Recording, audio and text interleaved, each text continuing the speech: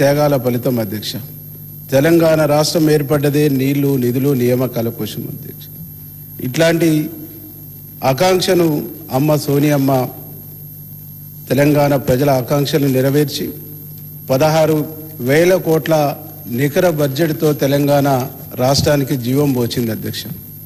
ఇట్లాంటి రాష్ట్రాన్ని సోనియా గాంధీ తెలంగాణ ప్రజలకు బహుమానంగా ఇస్తే గడిచిన 10 సంవత్సరాల్లో ఈ రాష్ట్రాన్ని అప్పుల కుప్పగా చేసి బకాయిల తెలంగాణగా మార్చి తెలంగాణను సర్వనాశనం చేసినటువంటి విషయాన్ని మీ ద్వారా ప్రజలకు గుర్తు చేస్తా ఉన్న అధ్యక్ష. అధ్యక్ష, నిన్న మనం చూసినాం అధ్యక్ష, ప్రధాన ప్రతిపక్షం మాట్లాడుతున్నప్పుడు ఈ బడ్జెట్ను అభినందిస్తారని చెప్పేసి అనుకున్నాం అధ్యక్ష. కానీ తెలంగాణ రాష్ట్రం ఏర్పడిన తర్వాత 16,000 కోట్ల ఆదాయంతో ఈ రాష్ట్రాన్ని సోనియా గాంధీ గారు అందిస్తే కుప్పగా ఈ రాష్ట్రాన్ని మార్చినటువంటి వాళ్ళు మా ఉప ముఖ్యమంత్రి గారు ప్రవేశపెట్టినటువంటి 4 బడ్జెట్ పత్రాలను చూపిస్తూ ఈ తెలంగాణ రాష్ట్ర ప్రజల్ని తప్పుదోవ పట్టించేటువంటి ఒక ప్రయత్నం చేశారు అధ్యక్ష. అధ్యక్ష, నిజాలు ప్రతిరోజు ప్రచారంలో ఉండాలి, లేదంటే అబద్ధం నిజంగా మారి రాష్ట్రాన్ని, ప్రజల్ని, దేశాన్ని, ప్రపంచాన్ని నాశనం చేస్తాయని చెప్పేసి ఒక నానుడి సామెత ఉంది అధ్యక్ష. అధ్యక్ష, జనరల్గా వాడుకంలో మనం వాడే నానుడి ఇది. ఇప్పుడు హరీష్ రావు గారు బడ్జెట్ పైన తన విషయాన్ని వెళ్ళగక్కుతున్నప్పుడు నాకు ఈ మాట గుర్తుకొచ్చింది అధ్యక్ష. అందుకే ఇప్పుడు నిజాలు చెప్పాలనుకుంటున్న అధ్యక్ష. లేకపోతే హరీష్ రావు గారు చెప్పినటువంటి తప్పుల్నే నిజంగా నమ్మేటువంటి అవకాశం ఉంది అధ్యక్ష. అధ్యక్ష, మీకు ఒక చిన్న మీ అనుమతితోని ఒకటి చెప్తున్నా అధ్యక్ష. అధ్యక్ష, గత ప్రభుత్వంలో 10 బడ్జెట్లు ప్రవేశపెట్టారు అధ్యక్ష. మొట్టమొదట 2014-15లో 1,638 కోట్లతోని బడ్జెట్ ప్రవేశపెట్టిండ్రు అధ్యక్ష. అప్పుడు ఆనాడు నేను కూడా ఈ సభలో ఉన్న అధ్యక్ష. జానారెడ్డి గారు అక్కడ కూర్చొని ఈ బడ్జెట్లో కనీసం 70% కూడా మీరు ఖర్చు చేయలేరు, మీరు పెట్టినటువంటి బడ్జెట్ వాస్తవికకు దూరంగా ఉందని చెప్పేసి ఆనాడు మాట్లాడితే మేము చేసి చూపిస్తామన్నారు అధ్యక్ష. కానీ వాళ్ళు ఖర్చు పెట్టింది ఎంత అధ్యక్ష? 61.9% మాత్రమే ఖర్చు పెట్టింది అధ్యక్ష. అట్లాగే 2015-16, 2016-17, 2017-18, 2019, అట్లాగే 2019, 20, 21, 22, 23 ఇట్లా చెప్పుకుంటూ పోతే 24 వరకు వీళ్ళు ఇచ్చినటువంటి బడ్జెట్లో 100% ఎక్కడ కూడా ఖర్చు పెట్టినటువంటి దాఖలాలు లేవు అధ్యక్ష. కానీ ఈరోజు మా బడ్జెట్ పత్రాలను చూపిస్తూ పదే అబద్ధం చెప్పడం ద్వారా ఈ సభను తప్పుదోవ పట్టించేటువంటి ఒక ప్రయత్నం చేసిరు అధ్యక్ష. అధ్యక్ష, ఒకటి రాష్ట్రాలు కానీ దేశాలు కానీ ప్రవేశపెట్టినటువంటి బడ్జెట్లు మొత్తంగా ఎక్కడ కూడా 100% ఖర్చు కావు అనేటువంటి ఒక విషయం, ఈ సత్యం అందరికి తెలుసు అధ్యక్ష. సత్యం తెలిసి కూడా, వాస్తవం తెలిసి కూడా గతంలో ఆర్థిక శాఖ మంత్రిగా చేసినటువంటి అనుభవం ఉన్నటువంటి వ్యక్తి ఇలా సభను తప్పుదోవ పట్టించడం సరికాదు అని చెప్పేసి ఈ సందర్భంగా నేను గుర్తు చేస్తా ఉన్నాను అధ్యక్ష. ఈరోజు కాంగ్రెస్ ప్రభుత్వం కొలువులకు సంబంధించినటువంటి దాని గురించి మాట్లాడేది అధ్యక్ష. అధ్యక్ష, ఇట్లా చెప్పుకుంటూ పోతుంటే రైతులకు సంబంధించినటువంటి అంశం మాట్లాడండి. కానీ రైతులకు, ఖమ్మంలో మిర్చి రైతులకు బేడీలు వేసినటువంటి వాళ్ళు ఎవరు అధ్యక్ష? బేడీలు వేసి ఖమ్మంలో మిర్చి రైతుల్ని జైలుకు పంపించినటువంటి వాళ్ళు గత పాలకులు, గత ప్రభుత్వం కాదా అధ్యక్ష? ఈరోజు దాన్ని మాకు ఆపాదించేటువంటి, మా ప్రభుత్వం మీద నెట్టేటువంటి ఒక ప్రయత్నం చేస్తున్నారు అధ్యక్ష. మాది రైతు ప్రభుత్వం, రైతు సంక్షేమాన్ని కోరుకునేటువంటి ప్రభుత్వం, రైతు మేలును కోరుకునేటువంటి ప్రభుత్వం అధ్యక్ష. వీళ్ళు గతంలో చెప్పారు రైతును రాజు చేస్తామన్నారు, క్రాప్ కాలనీలు అన్నారు. ఇవన్నీ ఏమైపోయినాయి అధ్యక్ష? వీళ్ళు చెప్పిన మాటలు విని, వీళ్ళు చెప్పిన మాటలు నమ్మి క్రాప్ కాలనీలు అని చెప్పేసి ఎదురు చూసి, అందుకే కదా రైతులు అప్పుల పాలైంది అధ్యక్ష. ఆ అప్పులకు 20,000 కోట్ల పైచిలకు అప్పులకు రుణాలు మాఫీ చేసింది మా ప్రభుత్వం కదా అధ్యక్ష. ఈ వాస్తవం తెలిసి, ఈ సత్యం తెలిసి కూడా సభను తప్పుదోవ పట్టియటం సరైనటువంటిది కాదు అని చెప్పేసి మేము ఈ సందర్భంగా గుర్తు చేస్తున్నాం అధ్యక్ష. కౌలు రైతుల గురించి వీళ్ళు మాట్లాడారు. కౌలు రైతుల గురించి మాట్లాడారు. కౌలు రైతులకు సంబంధించి గతంలో వారి మేనిఫెస్టోలో పెట్టి కౌలు రైతులకు సంబంధించినటువంటి కూడా రైతు బంధు చేస్తామని చెప్పేసి మాట్లాడారు. ఇదే సభలో వారు మాట్లాడినారు 2021లో ఇదే సభలో అప్పటి ముఖ్యమంత్రి గారు కౌలు రైతుల్ని రైతులుగా ఎట్లా గుర్తిస్తాం, వారికి పాస్బుక్లు ఉన్నాయా, వారికి ఏ ఆధారం ఉందని ఇస్తాం, ఇది సత్యదూరమైనటువంటి అంశం అని చెప్పేసి మాట్లాడింది ఆనాటి ముఖ్యమంత్రి అనేటువంటి విషయాన్ని కూడా ఈ సందర్భంగా గుర్తు చేస్తా ఉన్నారు. అధ్యక్ష, వీళ్ళు మేనిఫెస్టోలో పెట్టేది ఒకటి, అసెంబ్లీలో చెప్పేది ఒకటి, బయట మాట్లాడేది ఒకటి. కాబట్టి వీళ్ళు మాట్లాడుతున్నటువంటి మాటలన్నీ కూడా సత్యదూరమైనటువంటి మాటలు, అవాస్తవమైనటువంటి మాటలు. వీళ్ళు మాట్లాడుతున్నటువంటి దాంట్లో సత్యం లేదనేటువంటి విషయాన్ని ఈ సందర్భంగా గుర్తు చేస్తున్నా అధ్యక్ష. ఈరోజు మా ముఖ్యమంత్రి గారు, మా ప్రభుత్వం రైతుల పట్ల ఒక మొక్కవని దీక్షతోని రైతాంగం కోసం పనిచేస్తున్నటువంటి విషయాన్ని జీర్ణించుకోలేక వీళ్ళు చేస్తున్నటువంటి విషయాన్ని ఈ సందర్భంగా నేను గుర్తు చేస్తా ఉన్నది. అధ్యక్ష, నిరుద్యోగుల విషయంలో శ్రీశ్రీ భాషలో ఒక కవిత చదివారు అధ్యక్ష. ఏమని, ఈ కాంగ్రెస్ పాలన వచ్చిన తర్వాత నిరుద్యోగం. అధ్యక్ష, వీళ్ళు చెప్తున్నారు మేము 67,000 పైచులకు ఉద్యోగాలు ఒక సంవత్సరంలో ఇచ్చినామంటే దీని మీద కూడా శ్రీశ్రీ కవితను చదువుతూ తను చెప్పడం జరిగింది. అధ్యక్ష, వాళ్ళకు చిత్తశుద్ధి ఉంటే ఎన్నికల ముందు మీకు నోటిఫికేషన్ ఇచ్చిర్రు, మీకు చిత్తశుద్ధి ఉంటే ఎన్నికల్లో మీరు దాన్ని వాడుకోవాలనేటువంటి చిత్తశుద్ధే కాక మీరుంటే మీరు ఎందుకు ఉద్యోగాలు ఇవ్వలేదు? మీరు నోటిఫికేషన్ వేసింది ఇదంతా కూడా ఫేక్ అనేటువంటిది అర్థమైంది కదా. మీకు చిత్తశుద్ధి ఉంటే ఇవ్వాలి కదా, నియామకాలు చేపట్టాలి కదా, ఎందుకు చేపట్టలేదు? మాకు చిత్తశుద్ధి ఉంది కాబట్టి ఈరోజు 67,000 పైచిలకు ఉద్యోగాల నియామకాలు మా ప్రభుత్వం, మా ముఖ్యమంత్రి గారు చేపట్టింది అనేటువంటి విషయాన్ని చాలా గర్వంగా చెప్పుకుంటున్నాం అధ్యక్ష. మీరు విద్యారంగాన్ని ఏదైతే తెలంగాణ ఉద్యమానికి ఊపిరిలూదినటువంటి ఉస్మానియా యూనివర్సిటీ ఉందో ఆ యూనివర్సిటీలో రిటైర్మెంట్లు తప్ప రిక్రూట్మెంట్ చేసినటువంటి దాఖలాలు లేవు. రిటైర్మెంట్ అవటం తప్ప ఒక్కను కూడా రిక్రూట్మెంట్ చేసినటువంటి దాఖలాలు లేవు. గెస్ట్ ఫ్యాకల్టీ కాంట్రాక్ట్ బేసిక్ మీద రకరకాల పద్ధతుల్లో హైయర్ ఎడ్యుకేషన్ మొత్తం కూడా నిర్వీర్యం చేసిండ్రు, నాశనం చేసిండ్రు. దాన్ని ఒక కుప్పలాగా మార్చినటువంటి ఒక పరిస్థితుల్లో ఇవాళ ఎడ్యుకేషన్ను గొప్పగా తీర్చిదిద్దడం కోసం మా ముఖ్యమంత్రి గారు ఉస్మానియా యూనివర్సిటీ కోసం, ఉస్మానియా యూనివర్సిటీని గొప్పగా తీర్చిదిద్దడం కోసం ఉస్మానియా యూనివర్సిటీ ఆర్ట్స్ కాలేజ్ మెట్ల మీద నిలబడి గర్వంగా 1,000 కోట్ల రూపాయలతో ఉస్మానియా యూనివర్సిటీని ఇలా గొప్పగా తీర్చిదిద్దేటువంటి ఒక ప్రయత్నం చేస్తూ ఉంటే దాన్ని కూడా ఇవాళ మీరు జీర్ణించుకోలేనటువంటి ఒక పరిస్థితి ఉన్నదనేటువంటి ఒక విషయాన్ని ఈ సందర్భంగా మేము గుర్తు చేస్తా ఉన్నాం అధ్యక్ష. నీళ్లు, నిధులు, నియామకాలు. నీళ్లు, నిధులు చేస్తామన్నా 10 ఏళ్లలో మీరు చేయలేదు, 10 ఏళ్ళు మీరు పట్టించుకోలేదు, 10 ఏళ్ళు ఎడ్యుకేషన్ నాశనం చేసారు.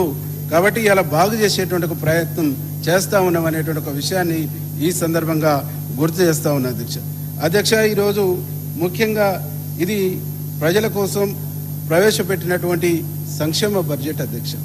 ఈ బడ్జెట్లో దాదాపు 1,00,000 కోట్ల పైచిలకు సంక్షేమం కోసమే మా ప్రభుత్వం కేటాయించింది అనేటువంటి దానికి మేము చాలా గర్వపడుతున్నాం అధ్యక్ష. ముఖ్యంగా ఈరోజు సంక్షేమ రంగానికి చూస్తే రైతు భరోసా కింద 18,000 కోట్లు ఇచ్చినటువంటి ప్రభుత్వం మా ప్రభుత్వం అని చెప్పేసి గర్వంగా చెప్తా ఉన్నాం అధ్యక్ష. చేయూత కోసం 14,861 కోట్లు ఇచ్చింది. ఇందిరమ్మ ఇండ్ల కోసం 5,500 కోట్లు ఇచ్చింది. గతంలో ఇందిరమ్మ ఇండ్లు గతంలో 10 సంవత్సరాల్లో పరిపాలించినటువంటి వాళ్ళు డబల్ బెడ్రూమ్ ఇండ్లు అన్నారు అధ్యక్ష. అల్లుడు వస్తే ఆడుండాలి, చుట్టం వస్తే బిడ్డ వస్తే ఆడుండాలి, గొర్రెలాడ బర్రెలాడ అని చెప్పేసి మాట్లాడి కానీ ఇండ్లు ఇచ్చినటువంటి దాఖలు ఎక్కడక్కడ కొన్ని చోట్ల ఇండ్లు కట్టిరు. ఆ ఇండ్లు కట్టి కూడా గాలి కొదిలేసారు తప్ప కమిట్మెంట్ లేదు, చేయాలనే తపన లేదు. ఈరోజు మాకు ఆ కమిట్మెంట్ ఉంది కాబట్టి రాష్ట్రంలో దాదాపుగా 4,50,000 ఇండ్లు ఇందిరమ్మ ఇండ్లని ఈరోజు పేదవాళ్ళ కలను నెరవేరుస్తున్నటువంటి ప్రభుత్వం, నెరవేరుస్తున్నటువంటి ముఖ్యమంత్రి మా ముఖ్యమంత్రి అని చెప్పేసి గర్వంగా చెప్పుకుంటున్నాం అధ్యక్ష. మహాలక్ష్మి కింద ఫ్రీ బస్సు దీన్ని కూడా కామెంట్ చేసిరు అధ్యక్ష. ఇవాళ బస్సులలో పోతున్నప్పుడు ఒక మహిళలు ఆ బస్సును ఒక సౌకర్యంగా ఆ బస్సులో పోతున్నటువంటి తన జీవితంలో తన వృత్తిలో ఒక భాగంగా ఒక అక్క చిన్న మల్లె పువ్వులు అల్లుకుంటే దాన్ని కూడా కామెంట్ చేసిరు అధ్యక్ష. ఆ బస్సులో పని చేసుకుంటుంటే కూడా వీళ్లకు శ్రమజీవుల పట్ల మహిళల పట్ల ఉన్న గౌరవం అదే అని చెప్పేసి ఈ సందర్భంగా గుర్తు చేస్తా ఉన్నాను. అదే మహిళలు ఈరోజు ముఖ్యమంత్రి గారు ఇచ్చినటువంటి మహాలక్ష్మి స్కీమ్ కింద ఫ్రీ బస్సుల్లో తిరుగుతున్నటువంటి మహిళలందరూ కూడా ఇవాళ మా ముఖ్యమంత్రి గారిని ఒక పెద్దన్నగా భావిస్తున్నారు అధ్యక్ష. ఏ కష్టం వచ్చినా, ఏ బాధ వచ్చినా, ఏ పని ఉన్నా స్వేచ్ఛగా మేము ఎక్కడికైనా ఫ్రీగా ప్రయాణం చేయొచ్చు అనేటువంటి ఒక పద్ధతుల్లో ఇలా ప్రజలు భావిస్తున్నారు అనేటువంటి విషయాన్ని ఈ సందర్భంగా గుర్తు చేస్తా ఉన్నారు అధ్యక్ష. దాంతోపాటుగా రైతు భరోసా కింద రైతులకు బోనస్ 3,500 కోట్లు ఈ బడ్జెట్లో పెట్టడం జరిగింది అధ్యక్ష. అయితే గతంలో రైతులు సంబంధించినటువంటి వరి వేసుకుంటే ఉరి అన్నారు, వరి పంట పండించే వ్యవసాయం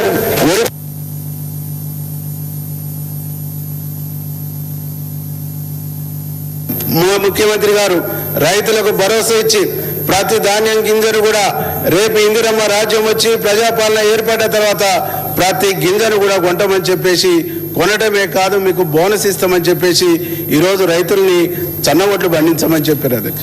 ఈ సన్నధాన్యాన్ని కూడా పండించినటువంటి దానికి ఒక్కొక్కరికి కింటాకు 500 రూపాయల బోనస్ ఇచ్చేటువంటి కార్యక్రమం, ఆ బోనస్ కోసం 3,500 కోట్ల రూపాయలని ఈ బడ్జెట్లో పెట్టినమని గర్వంగా చెప్తున్నాం అధ్యక్ష. దీంతో పాటు గృహజ్యోతి దాదాపు ఈరోజు గృహజ్యోతి కింద 2,080 కోట్ల రూపాయలని ఈ బడ్జెట్లో పెట్టడం జరిగింది అధ్యక్ష. ఆరోగ్యశ్రీ కోసం 1,144 కోట్లు, వంట గ్యాస్ స్కీమ్ కోసం 723 కోట్లు, కౌలు రైతులకు 600 కోట్లు, వ్యవసాయ విద్యుత్ కోసం 14,000 కోట్లు, సన్నబియ్యం సబ్సిడీ కోసం 3,000 కోట్లు, కళ్యాణ లక్ష్మి కింద 3,683 కోట్లు, డైట్ స్కాలర్షిప్ కోసం 2,170 కోట్లు అధ్యక్ష. దీంట్లో ఈరోజు మధ్యాహ్నం భోజనం సంబంధించినటువంటి దానికోసం కూడా ఈరోజు దీంట్లో నిధులు కేటాయించడం జరిగింది అధ్యక్ష. మొత్తంగా సంక్షేమ రంగానికి ఇంత పెద్దపీట ఇచ్చినటువంటి ఈ ప్రభుత్వానికి, మంచి సంక్షేమాన్ని ఇస్తున్నటువంటి ఈ ప్రభుత్వాన్ని ప్రతిపక్షం వాళ్ళు అభినందిస్తారనుకున్నాం అధ్యక్ష. అభినందించకపోగా అడ్డగోలు ఆరోపణలు, అడ్డగోలుగా విమర్శలు చేసినటువంటి ఒక పరిస్థితి కూడా మనం చూస్తా ఉన్నాం అధ్యక్ష. దీంతో పాటుగా ఇంకా అనేక స్కీములను కూడా ఈ బడ్జెట్లో మేము గొప్పగా తీసుకురాపోయినాం. ఈరోజు పేద పిల్లలు మధ్యాహ్న భోజనం, కాలేజీలో పోతున్నటువంటి పిల్లలు వారికి మధ్యాహ్న భోజనం ఇచ్చి గొప్పగా చదువుకునేటువంటి పద్ధతుల్లో ఈరోజు మధ్యాహ్న భోజన పథకాన్ని కూడా మా ముఖ్యమంత్రి గారు, మా ప్రభుత్వం ప్రవేశపెట్టిందని చెప్పేసి ఈరోజు నేను సగర్వంగా చెప్పుకుంటున్నా అధ్యక్ష. ఈరోజు కాంగ్రెస్ ప్రభుత్వం అంటేనే సంక్షేమం, సంక్షేమం అంటేనే కాంగ్రెస్ ప్రభుత్వం, కాంగ్రెస్ ప్రభుత్వం అంటేనే అట్టడుగు వర్గాల అభ్యున్నతి ధ్యేయంగా పనిచేసేటువంటి ప్రభుత్వం, కాంగ్రెస్ ప్రభుత్వం అంటేనే పేదవాడి కలల్ని నెరవేర్చేటువంటి ప్రభుత్వం, కాంగ్రెస్ ప్రభుత్వం అంటేనే ఇలా పేదవాడి అభ్యున్నతి కోసం పనిచేసేటువంటి ప్రభుత్వం. కానీ గత ప్రభుత్వం ఈ పేదవాళ్ళ జీవితాలతో చెలగాటమాడినటువంటి ప్రభుత్వం, పేదవాళ్లను అన్ని విధాలుగా దగా చేసినటువంటి ప్రభుత్వం, మోసం చేసినటువంటి ప్రభుత్వంగా ఈ సందర్భంగా తెలంగాణ రాష్ట్ర ప్రజలు భావిస్తున్నారని చెప్పేసి నేను ఈ సందర్భంగా గుర్తు చేస్తా ఉన్నది అధ్యక్ష. ఈరోజు అమరుల త్యాగాల సాక్షిగా తెలంగాణ ఏర్పడ్డదని పదే పదే చెప్పే వీళ్ళు అమరులను కూడా మోసం చేశారు అధ్యక్ష. తెలంగాణ ఉద్యమం నడుస్తున్నప్పుడు తెలంగాణ ఉద్యమంలో 1,200 మంది విద్యార్థులు, 1,200 మంది యువకులు బలిదానమైందని చెప్పారు అధ్యక్ష. తెలంగాణ రాష్ట్రం ఏర్పడ్డ తర్వాత ఆ సంఖ్యను కుదించి 600కే చూపించారు అధ్యక్ష.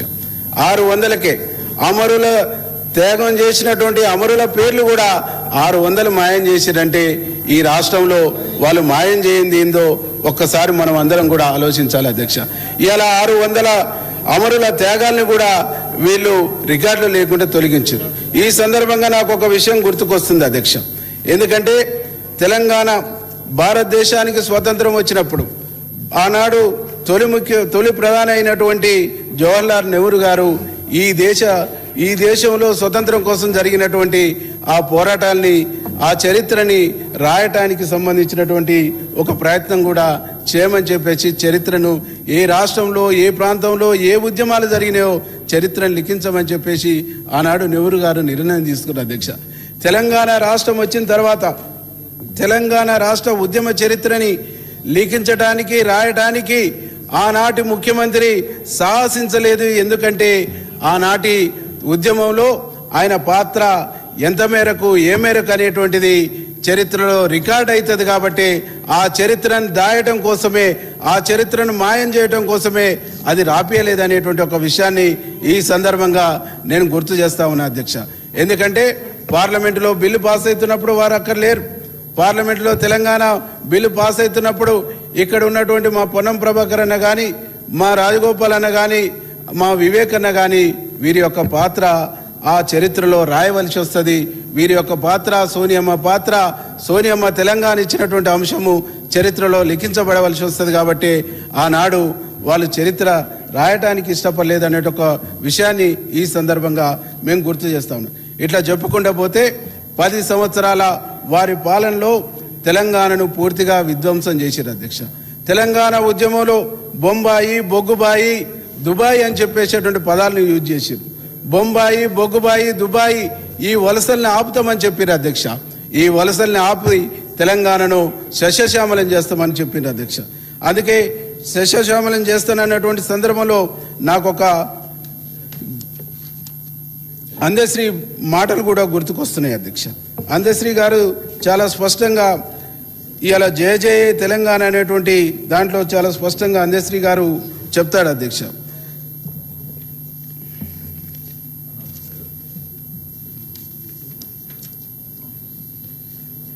పచ్చని మా గానాల్లో పసిడి విసిరిలు నిండాలి, సుఖశాంతులతో తెలంగాణ సుభిక్షంగా ఉండాలి, స్వరాష్ట్రమై తెలంగాణ స్వర్ణయుగం కావాలని అధ్యక్ష. అందశ్రీ గారు కోరుకుంది స్వరాష్ట్రమై తెలంగాణ స్వర్ణయుగం కావాలన్నారు. కానీ అక్కడ ఎవరు స్వర్ణయుగం అయింది అధ్యక్ష? తెలంగాణ అయిందా? కొంతమంది వ్యక్తులు స్వర్ణయుగం అయినరా? స్వర్ణయుగాన్ని అనుభవిస్తున్నా తెలంగాణ రాష్ట్ర ప్రజలు మొత్తం కూడా గమనిస్తున్నారు అనేటువంటి ఒక విషయాన్ని ఈ సందర్భంగా తెలియజేస్తామని అధ్యక్ష. మా ముఖ్యమంత్రి గారు ఈ గేయాన్ని స్ఫూర్తిగా తీసుకొని, ఈ గేయాన్ని అందశ్రీ మాటల్ని స్ఫూర్తిగా తీసుకొని తెలంగాణను ఈ గేయములో ఉన్నటువంటి పద్ధతుల్లో తెలంగాణను సస్యశ్యామలం చేసి స్వర్ణయుగంగా తెలంగాణను మార్చడం కోసం అనేక ప్రణాళికలు, అనేక విజన్తో ఈరోజు ముందుకు పోతా ఉండే అధ్యక్ష. డాక్టర్ ఏపీజే అబ్దుల్ కలాం గారు చెప్పినట్టుగా కళలు కనాలి, కళల్ని సాకారం చేసుకునే దిశగా ఈ రాష్ట్రాన్ని ముందుకు తీసుకుపోయి ఈ రాష్ట్రాన్ని అభివృద్ధి పదంలో నడిపేయడానికి మా ముఖ్యమంత్రి గారు ఆర్నిశలు కృషి చేస్తుండనేటువంటి విషయాన్ని ఈ సందర్భంగా గుర్తు చేస్తా ఉన్నా అధ్యక్ష. ముఖ్యంగా ఈరోజు ఒక విజన్తో తెలంగాణ రాష్ట్రాన్ని 2047 నాటికి $3 ట్రిలియన్ ఎకనామీగా తెలంగాణను తీర్చిదిద్దడానికి, తెలంగాణను మార్చడానికి ఈరోజు మా ముఖ్యమంత్రి గారు ఒక విజన్తో ముందుకు పోతుండనేటువంటి విషయాన్ని ఈ సందర్భంగా గుర్తు చేస్తూ ఉన్నాడు. అప్పుడు 2047 నాటికి $3 ట్రిలియన్ ఎకానమీ ఈ రాష్ట్రం మారినప్పుడు నిజంగా ముఖ్యమంత్రి గారు అందశ్రీ మాట్లాడినటువంటి మాటల్ని నిజం చేసి సాకారం చేసేటువంటి ముఖ్యమంత్రిగా చరిత్రలో నిలుస్తాడనేటువంటి ఒక విషయాన్ని ఈ సందర్భంగా మీకు గుర్తు చేస్తామని అధ్యక్ష. ఇంకా వారు తీసుకొచ్చినటువంటి అనేక స్కీములు, ఏ స్కీమ్ తీసుకొచ్చినా స్కామే అధ్యక్ష. ఈరోజు మిషన్ భగీరథ పేరుతోని దాదాపు 60-80 వేల కోట్లతోని ఇంటింటికి నల్లాలన్నారు అధ్యక్ష. ప్రతి ఇంటికి నల్లా బిగిస్తామన్నారు. ఆవాస గ్రామాల వరకు, ఆవాస గూడాల వరకు కూడా ఇంటింటికి నల్లతో నీళ్ళు ఇస్తామన్నారు. ఏ ఒక్క ఇంటికి నల్లతో నీళ్ళు ఇవ్వకున్నా వచ్చే ఎన్నికల్లో పోటీ చేయమని చెప్పింది అధ్యక్ష. ఈ రాష్ట్రంలో మీరు ఇక్కడి నుంచి ఎవరన్నా పంపించి చూస్తే ఇంటింటికి నల్లతో నీళ్లు వస్తున్నాయా లేవా అనేటువంటిది మనకు చాలా స్పష్టంగా అర్థమవుతుంది. దానికోసం ఎన్ని డబ్బులు తలగేసారు అధ్యక్ష? అదే 9 ఎత్తిటి దగ్గర కట్టవలసినటువంటి కాళేశ్వరాన్ని రీడిజైనింగ్ పేరుతో ఒకవేళ రీడిజైనింగ్ చేస్తే కూడా 10%, 15% పెరగాలి అధ్యక్ష. కానీ 70-80 వేల కోట్లు పెంచేసి ఈరోజు ప్రజాధనాన్ని వృధా చేసిరు అధ్యక్ష. ఇట్లా వీళ్ళు చేసినటువంటి అన్యాయము, వీళ్ళు చేసినటువంటి మోసాలు, వీళ్ళు చేసినటువంటి ఆర్థిక దుబారతోని ఈ రాష్ట్రం 6 లక్షల పైచిలకు కోట్ల అప్పుతో ఈ రాష్ట్రం ముఖ్యమంత్రిగా మా రేవంత్ అన్న ముఖ్యమంత్రిగా బాధ్యతలు చేపట్టే నాటికి అప్పుల రాష్ట్రంగా తన చేతిలో పెట్టి, మళ్ళీ దాంతోపాటు కార్పొరేషన్లకు వచ్చినటువంటి అప్పులు వేరు, ఇవన్నీ కలిపితే కూడా 8 లక్షల కోట్ల పైచిలకు అప్పులతో ఈ రాష్ట్రాన్ని తన చేతిలో పెడితే తను శక్తివంతుడు, ధైర్యవంతుడు కాబట్టి ఈ అప్పుల భారాన్ని మోస్తూ కూడా ఈ రాష్ట్రాన్ని చక్కదిద్దాలి, ఈ రాష్ట్రాన్ని బాగు చేయాలి, ఈ రాష్ట్ర ప్రజలను అభివృద్ధి పదంలో తీసుకుపోవాలి, ఈ రాష్ట్ర ప్రజలకు సంక్షేమాన్ని అందించాలి. ఇది నా బాధ్యత.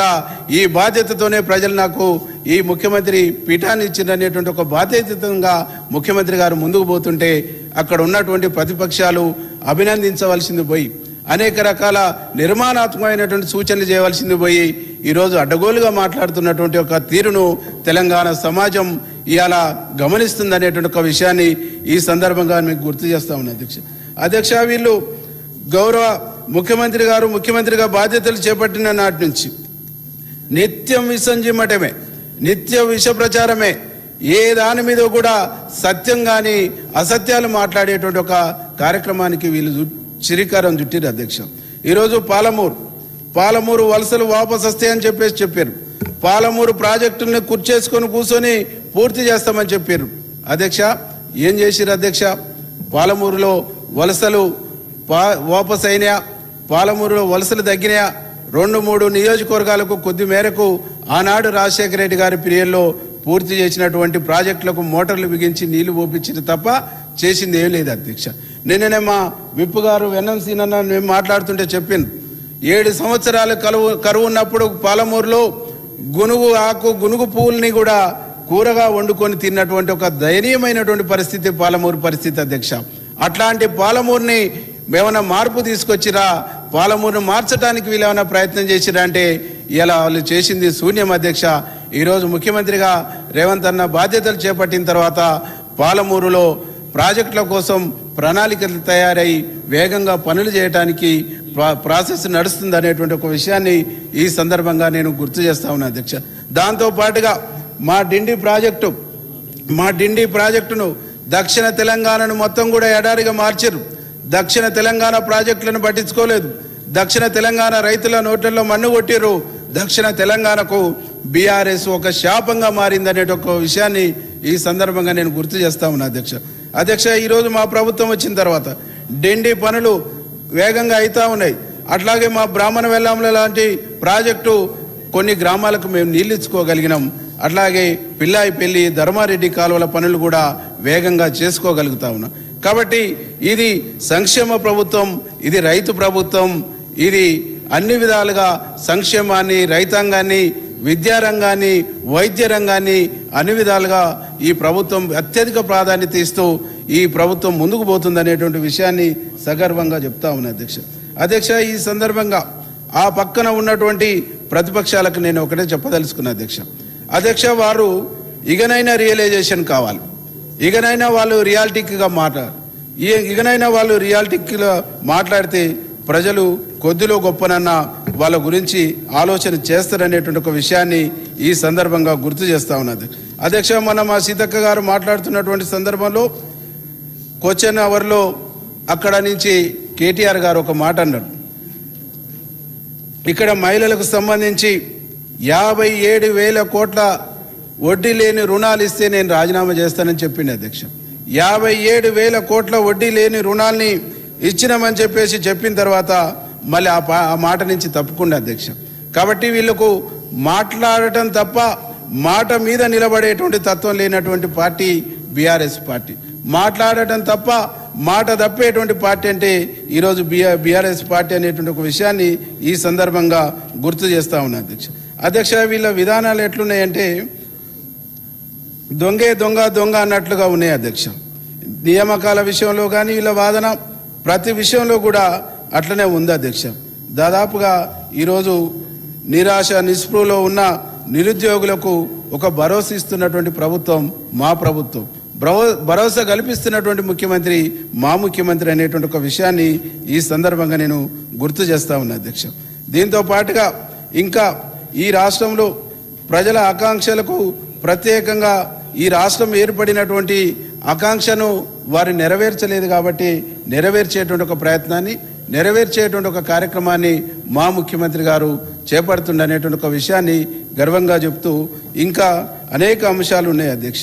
వాళ్ళు మాట్లాడిన తీరు, వాళ్ళు మాట్లాడినటువంటి మాటలు, వాళ్ళు చేసినటువంటి కిట్ సైజు, ఇవన్నిటి కూడా మేము చెప్పుకుంటూ పోతే మేము కూడా మాట్లాడతాం అధ్యక్ష. కానీ మా ముఖ్యమంత్రి గారు ఏదున్నా మీరు లౌక్యంగా మాట్లాడాలి అనేటువంటిది చెప్పింది కాబట్టి మేము వాటి జోలికి వెళ్ళట్లేము అధ్యక్ష వాళ్ళు మాట్లాడే తీరు అనేక పద్ధతుల్లో ఈ ప్రభుత్వాన్ని క్రిటిసైజ్ చేయడంతో పాటు ఈ ప్రభుత్వం మీద శాపనార్థాలు పెట్టేటువంటి ఒక కార్యక్రమానికి వాళ్ళు శ్రీకారం చుట్టారు అధ్యక్ష. ఎందుకంటే ఈ ప్రభుత్వానికి ప్రజల్లో వస్తున్నటువంటి ఆదరణ, ఈ ప్రభుత్వాన్ని ప్రజలు ఆదరిస్తున్నటువంటి తీరు అది 2023-24 తర్వాత వచ్చినటువంటి ఎంపీ ఎన్నికల్లో వాళ్ళకు 0, ఆ తర్వాత సర్పంచ్ ఎన్నికల్లో, ఆ తర్వాత వచ్చినటువంటి మొన్న మున్సిపాలిటీ ఎన్నికల్లో ఇవన్నిట్లో కూడా ప్రజలు వాళ్ళను విశ్వసించే పరిస్థితిలో లేరు. ప్రజల్లో వాళ్ళు విశ్వాసాన్ని కోల్పోయారు కాబట్టి వాళ్ళు విశ్వాసాన్ని కోల్పోయి ఈర్ష్యతోని అక్కస్తోని ఈ ప్రభుత్వం పైన ఈ బడ్జెట్ పైన మాట్లాడుతున్నటువంటి ఒక విషయాన్ని ఈ సందర్భంగా నేను గుర్తు చేస్తా ఉన్నా అధ్యక్ష. కాబట్టి అధ్యక్ష, ఇంత మంచి బడ్జెట్ను ప్రవేశపెట్టినటువంటి, ఇంత మంచి బడ్జెట్ను ప్రజలకు అందించినటువంటి, ఇంత మంచి సంక్షేమాన్ని ఇచ్చినటువంటి మా ముఖ్యమంత్రి గారికి, ప్రవేశపెట్టినటువంటి ఆర్థిక శాఖ మంత్రికి మనస్ఫూర్తిగా ధన్యవాదాలు, కృతజ్ఞతలు తెలియజేస్తూ ముగిస్తా ఉన్నది.